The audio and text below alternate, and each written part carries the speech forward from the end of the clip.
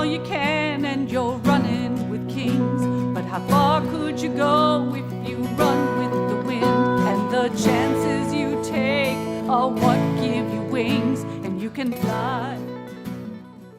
Welcome back to Consider Civility. This is Lou Bayer, and we're continuing our interview with Kent Roberts, co-founder of the Civility Center, and we're talking about civility in the community.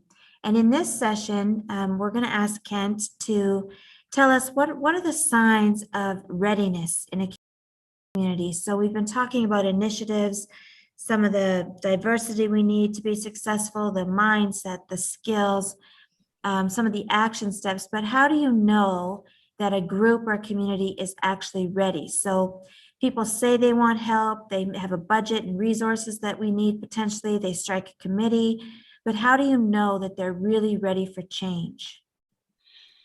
Well, that I wish I could just nail that answer and have one here that would work all the time.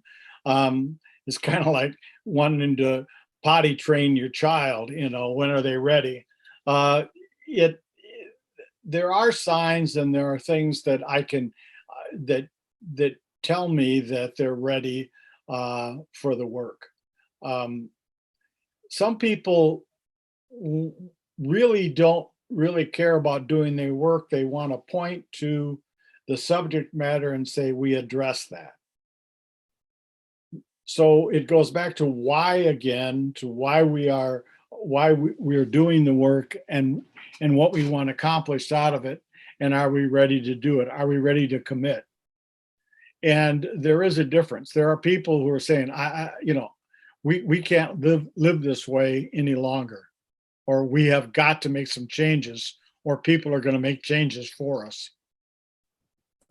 I think that you start hearing those types of comments and those words saying, people, if, for the sake of our children, for the sake of the safety of our community, if we want to save our jobs, sometimes the livelihood of a whole community can be threatened and challenged. And how they respond to that challenge will determine whether or not that community will die. So I think that there is a level of readiness there's a readiness scale in which I could go through, but I don't think it's completely appropriate for this question. But even a vague awareness of the problem is a low sign of readiness. The whole idea of design and redesign and put ideas out there, implement ideas, redesign those ideas, and keep improving upon those ideas, those are high levels of readiness. So you've implemented thoughts and ideas and blended ideas, and whether or not you've evaluated to see whether or not it works. And you're starting, it goes back to some of plan, do, study, act stuff. You plan something, you do it, you act upon what you've learned, and you study the results, and you plan again, and you act upon on your results. But you have to have people who are willing to be committed to the outcome. The other thing that you can easily see when a community is ready, they don't care who receives the credit. They're not interested in getting credit. They're not interested in whose idea it was, or that kind of nonsense. These people are generally, in a good process, things have been blended, and you can't tell where somebody's idea and another person's idea blended together and formed something else. So, but you can tell that people are not vested in trying to see, well, this is coming from this system, or this is coming from this person. And so these are the types of things, but it's nothing always clear. But you sense that things are beginning to change. you're sensing that when you start to implement some of your plans, that they're having impact, and you have a way of at least somewhat measuring whether or not it's working or not. And it doesn't have to be perfectly measured with some kind of metric, but you can start to feel and see the change. So this is not something that's going to happen overnight, and it's going to be something that's going to be ongoing and evolving forever. The thing, of course, once you get a good change project working within a community, it doesn't take nearly as much maintenance, nor are the outcomes that much catastrophic that you're trying to deal with, trying to prevent, and it just becomes much stronger culture and context.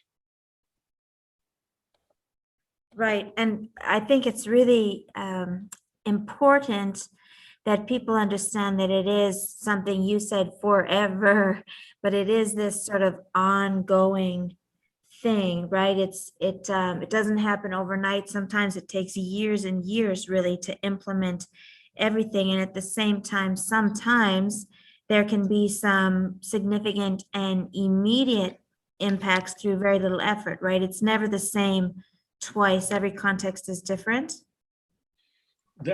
That's right. I'll give you a quick example. In the state in which we began doing, where I cut my teeth in doing the work in the state of Michigan, the governor of the state handed out 4 innovations in government awards a year. And in this particular year, our little community of 15,000 was getting 2 of these major awards. And he said, I know you're getting these 2 awards, but I also see that you're having a major impact on with the judges, the substance abuse system, education. Bob, and he mentioned all these things that we were involved in. And they said, how can you do all those things? And what we said is we are not concentrating on any one thing. We're concentrate on building a solid, vibrant, thriving culture in which we implement any idea into it. Once you have that culture, once you have that environment, and it's just like the workplace. Once you got a healthy workplace, all ideas begin to flourish and thrive. They have a much better chance. That same idea, if you inject it into a flourishing workplace, it has a better opportunity to see the light of day. Now, if you inject that same idea into a toxic culture, the odds of it seeing the light of day are very slim. So that's part of the readiness, is just constantly working on the connections and the connectivity and the strength of your connections, and all the cross-pollination and the work that you do across the community. All that stuff plays, and it takes years to build up that. But you got to start somewhere and start to work. And before long, all of a sudden, it's just like in the book, Good to Great. Well, how did you know you were great? Well, we didn't. Just one day we realized we were doing things a whole lot different than what we used to do them. And it was a lot better. And so that's the type of stuff we're talking about, Lou, when it comes to readiness. Excellent. Oh, wow. That's such good insight. Once again, if you're listening and you're thinking about maybe taking on the work of a civility initiative, or you've started something that you perceive to be a civility initiative, and you're wondering, how to move it forward, or you're struggling a little bit to make progress, please do consider reaching out to us. You can email events@civilityexperts.com. And Kent has years of successes and hard work and experience with these kind of initiatives. And so he is available to do presentations or consults, and you need only reach out to us and we can put you in direct contact with him. So thank you, Kent, and thank you to our audience, and we'll see you next time. The reason why each of us comes to this earth, and your actions will always speak louder than words, and you'll never know what you're capable of until you try.